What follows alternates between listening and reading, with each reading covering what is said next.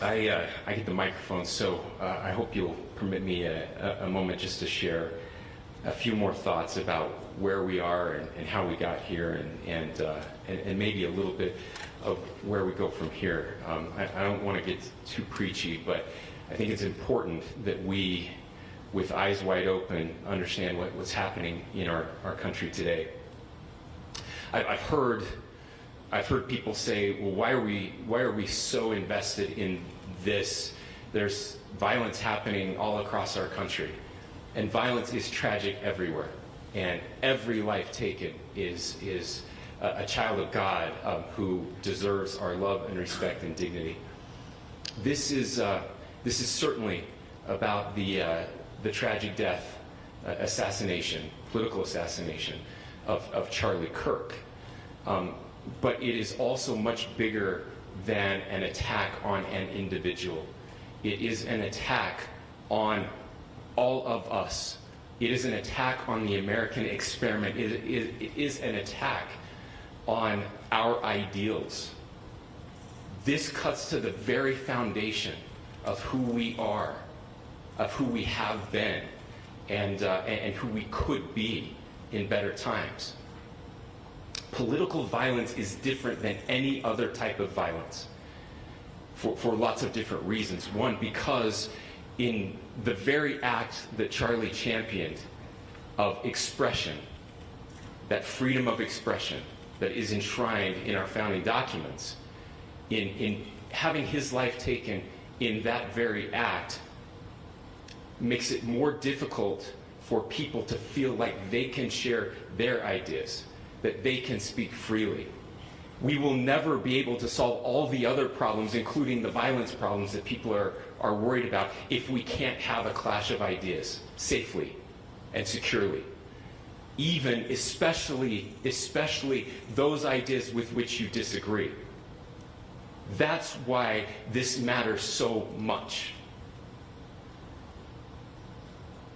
Over the last 48 hours, I have been as angry as I have ever been, as sad as I have ever been. And it was, as anger pushed me to the brink, it was actually Charlie's words that pulled me back. I'd like to share some of those. And specifically right now, if I could, I need to talk to the young people in our state, in my state, and all across the country.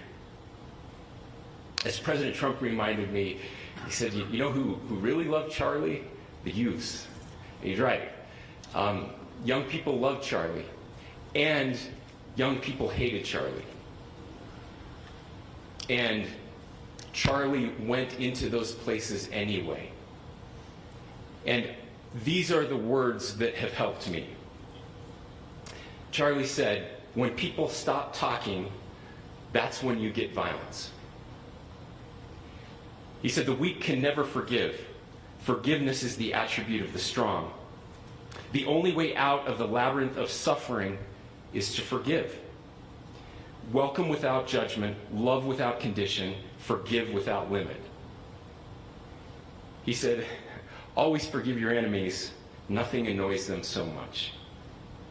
A few months ago, I referenced this last night, Charlie posted to social media, when things are moving very fast and people are losing their minds, it's important to stay grounded. Turn off your phone, read scripture, spend time with friends, and remember, internet fury is not real life. It's going to be okay.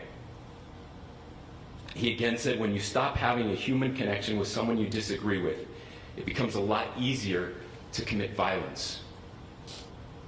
He said, what we as a culture have to get back to is being able to have a reasonable agreement, where violence is not an option. Now, again, to my young friends out there, you are inheriting a country where politics feels like rage. It feels like rage is the only option. But through those words, we have a reminder that we can choose a different path. Your generation has an opportunity to build a culture that is very different than what we are suffering through right now. Not by pretending differences don't matter, but by embracing our differences and having those hard conversations.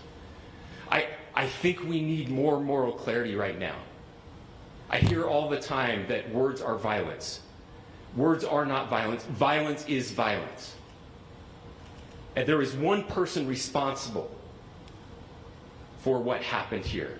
And that person is now in custody and will be charged soon and will be held accountable.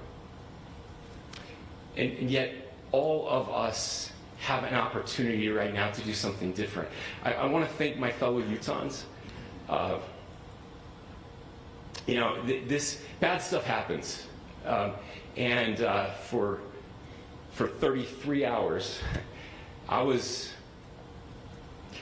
praying that if this had to happen here, that it wouldn't be one of us. That somebody drove from another state, somebody came from another country. Sadly, that prayer was not answered the way I hoped for. Just because I thought it would make it easier on us if we could just say, hey, we don't do that here. And indeed, Utah is a special place. We lead the nation in charitable giving. We lead the nation in service every year. But it did happen here. And it was one of us. But I want you to look at how Utahns reacted the last 2 nights. There was no rioting. There was no looting. There were no cars set on fire. There was no violence. There were vigils and prayers and people coming together to share the humanity. And that, ladies and gentlemen, I believe is the answer to this. We can return violence with violence. We can return hate with hate. And that's the problem with political violence, is it metastasizes. Because we can always point the finger at the other side.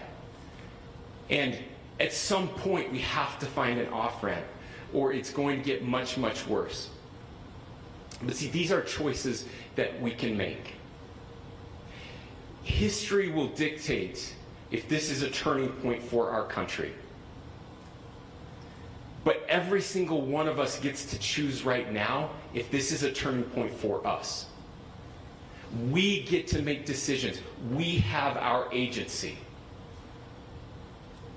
And I desperately call on every American, Republican, Democrat, liberal, progressive, conservative, MAGA, all of us to please, please, please follow what Charlie taught me.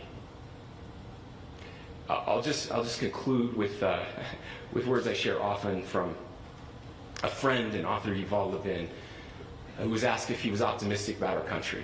And he said, I'm not optimistic. He said, I hate optimism. God, that sounds bad. But he said, optimism is a vice. It's this idea that good things are just going to happen. And he said, in the history of the world, good things have never just happened. He says, I'm not optimistic, but I am hopeful. And hope is the virtue that sits between the vices of optimism and pessimism. Hope is the idea that good things are going to happen because we can make them so. I still believe in our country. And I know Charlie Kirk believed in our country. I still believe that there is more good among us than evil.